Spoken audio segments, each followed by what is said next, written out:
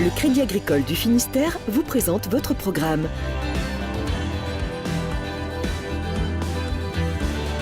Avec le Crédit Agricole, cap sur les événements de l'été en Finistère.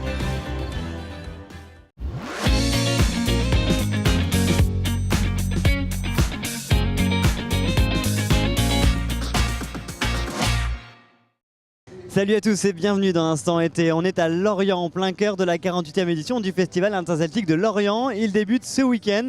On en parle dans un instant avec Lizardo Lombardia. Mais tout de suite, vous avez rendez-vous avec les reportages de vos rédactions de TBO, de TB Sud et du Télégramme.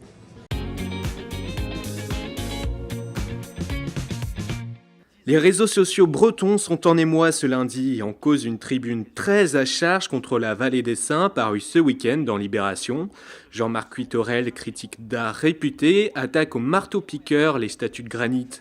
Il qualifie la Vallée des Saints de fleuron de l'industrie, du commerce et de la banque en Bretagne, je cite, et qui est soutenu par le lobby du granit.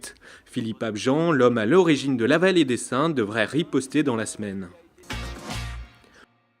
Au bout du monde, 60 000 festivaliers ont fait la fête tout le week-end. Humour potache et concerts en tout genre ont rythmé ces 3 jours de festival. Attendus comme fête d'affiche, Matmata et Ragenbonman ont fait le show. Pour revivre en images cette 19e édition, rendez-vous mercredi à 19h15 sur TBO et TB Sud pour une émission spéciale. Il est de retour. Le vrai faux druide, qui était devenu le faux médecin de la Roche-Derrien il y a 2 ans, a frappé à nouveau dimanche à la Pique Foire Fête. Cette fois, Gwen Maël, c'est son nom, joue le premier rôle dans son film Druidland, où il est question d'invasion de zombies. Un vrai nanar tourné en une journée avec la complicité du public de la fête de la Roche-Derrien.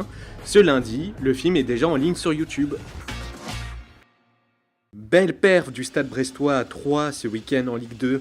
Douché d'entrée par un but de Tousgar, les Bretons l'ont finalement emporté 2-1. Ils peuvent remercier Charbonnier, auteur d'un doublé en seulement 5 minutes, de quoi inspirer le FC Lorient qui se déplace ce lundi soir à Châteauroux. Et on finit avec ces belles images de la SNSM de Guissény. Les sauveteurs de la station du Nord Finistère ont publié ce lundi une vidéo d'un exercice en mer vu du ciel. Un moyen pour l'association de promouvoir ses actions, elle qui a toujours besoin de dons.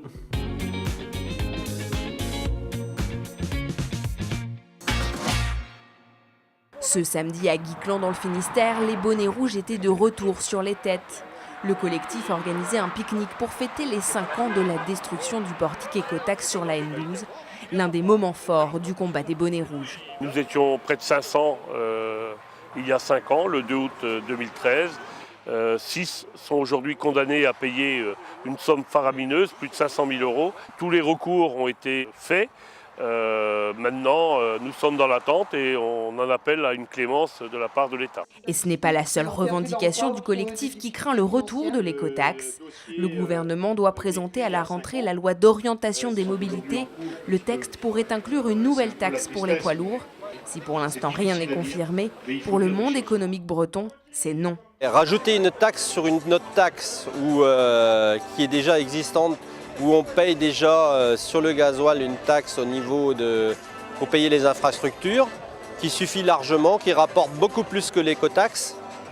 Je trouve ça pas tout à fait logique. Et ce serait inconcevable, insupportable pour la profession de l'élevage d'avoir en nouveau à payer cette taxe-là. Parce qu'au final, c'est toujours les éleveurs qui payent. Le mouvement des bonnets rouges ne semble donc pas avoir disparu.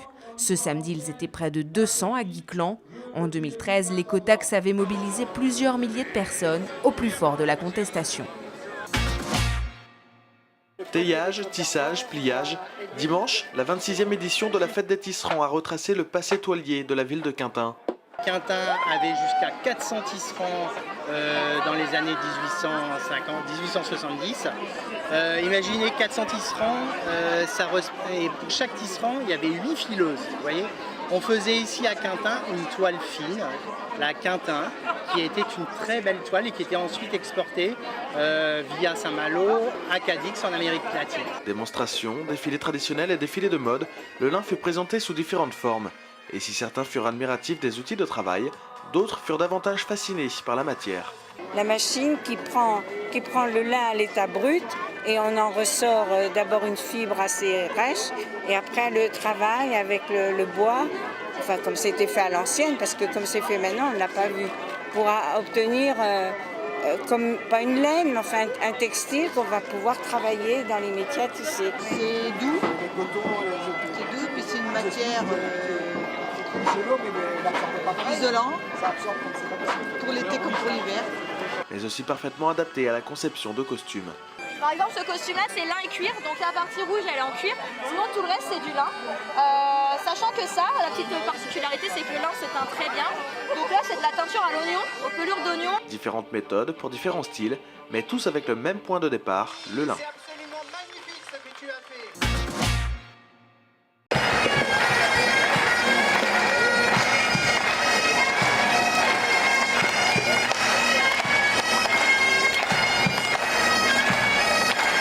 Aussi prétendante au titre de reine.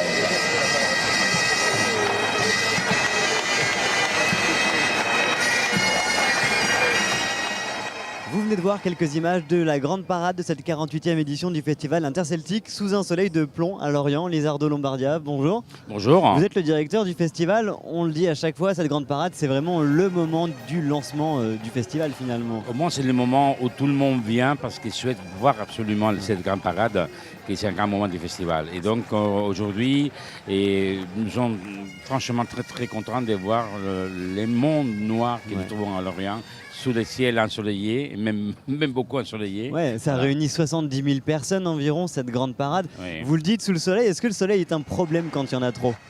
Quand il y a trop, oui, mais s'il n'y a pas trop. Nous sommes ici même sauvés par rapport aux gens qui habitent de l'autre côté de la Loire. Ouais. Donc pour l'instant, tout va bien. Tout va bien, les gens sont contents. Voilà, tout simplement qu'il fait beau, comme on était dans plusieurs des pays, mais surtout pas du tout bouilli ou brûlé au four. Alors on le voit, il y a des gens autour de nous, les gens sont en famille, dans de nouveaux espaces également. Ils profitent de ces nouveaux espaces comme celui-ci, c'est la place des Pays Celtes. Pourquoi ce changement et pourquoi ces nouveaux lieux ? Il a une raison de contrainte d'utilisation de la place, parce qu'il y a une nouvelle place à Lorient. Une nouvelle place à Lorient, oui, en plein cœur des villes. Donc la mairie a construit un miroir d'eau qui marche toute l'année, qui a été asséché pour nous installer, mais en revanche, on ne peut pas utiliser des aspects des cuisons ou des aspects des gastronomiques. C'est pour ça qu'il a une nouvelle configuration. Avant, ici, nous avions le village celte qui a été divisé en deux parties. Le vrai stade qui a eu un grand succès sur les habitants de Cirque, et aussi la terrasse bleue, la terrasse de produits de la mer, gastronomie de la mer. Et ici, alors, nous avons 4 pavillons. Les 4 pavillons, c'est la Galice, l'Écosse et les Pays de Galles, les pays à l'honneur. Alors le Pays de Galles, justement, ils sont juste là. Je disais qu'il y avait plus de 200 personnes 159 personnes de la commission Pays de Galles, les commissions galloises, c'est ça ?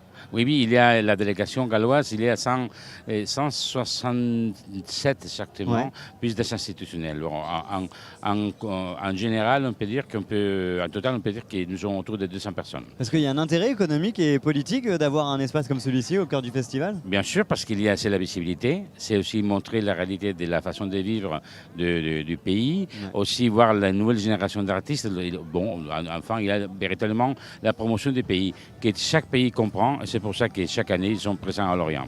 Alors on le voit, du coup, ce festival, il change de forme peu à peu. Cette année, c'est quand même flagrant, beaucoup de nouveaux espaces.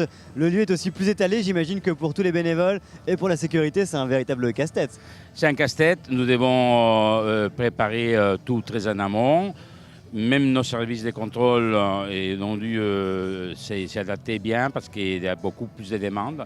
Après, il y a une stratégie d'évacuation que nous essayons chaque jour. Mais je crois que les résultats, c'est que les gens se retrouvent. Et surtout à partir que la température descend un peu à partir de 17h. C'est un point de rencontre incontournable jusqu'à la fin de la soirée. C'est ça, si on a trop chaud, il faut venir le soir. Le soir, ça fonctionne toujours, que ce soit dans les espaces de concert, que ce soit dans les rues, puisque le festival est un vrai festival de off, finalement, ça vit aussi dans la rue. C'est un festival extérieur, plutôt que de off, mais c'est un festival où il y a beaucoup de pavillons que nous pouvons voir. 60% de nos programmations est gratuite, c'est une chose qu'il faut insister, mais à partir de 19h, il y a un accès batch qui permet, nous, d'un côté filtrer, de l'autre côté, et pouvoir soutenir notre activité avec la même qualité. Vous l'avez, ce petit badge, il est juste là, il coûte 5 €, il soutient le festival ? Voilà, 5 €, 10 jours de soutien au festival, et 50 centimes par jour. jours, c'est un petit détail qui, par contre, par nous soulage énormément au point de vue de pouvoir continuer avec la même qualité. Les gens le prennent, ce badge? Ah oui, c'est vraiment très très bien. Je crois que c'est rentré dans les mœurs. Les gens sont vus, en plus, c'est les prix d'une pente. Alors voilà, pour 10 jours. Et puis ça fait un souvenir. Exactement, voilà. Bon, merci à vous, Lizardo. Merci, bon merci festival. à vous, Kenavo. Kenavo, merci à vous de nous avoir suivis. C'est la fin de cet instant été. On se retrouve très vite. Salut.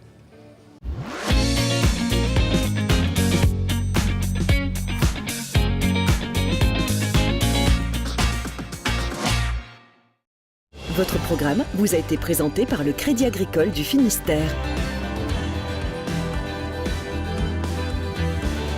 Avec le Crédit Agricole, cap sur les événements de l'été en Finistère.